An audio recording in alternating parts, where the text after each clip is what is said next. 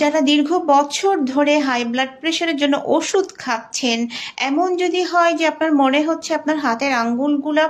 হঠাৎ করে ফুলে গেছে মনে হচ্ছে, বা পানি জমে গেছে, অথবা আপনার পায়ের আঙ্গুলগুলো ফোলা মনে হচ্ছে, পায়ের পাতা মনে হচ্ছে যে আপনি ঠিকভাবে হাঁটতে পারছেন না, আপনার কাছে মনে হচ্ছে যে সাইজে ভারী মনে হচ্ছে, পায়ের পাতাতে আপনি ধাপ দিতে যেয়ে মনে হচ্ছে যে আপনার হাঁটতে অসুবিধা হচ্ছে,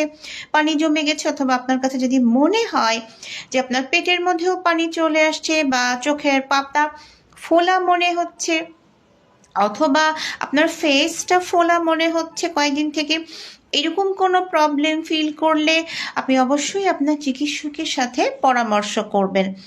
অনেক ব্লাড প্রেশারের ওষুধের সাইড এফেক্ট এরকম হতে পারে, আবার সব ওষুধ সবাইকে অ্যাডজাস্ট হয় না, অথবা এমন হতে পারে যে আপনি যে ব্লাড প্রেশারের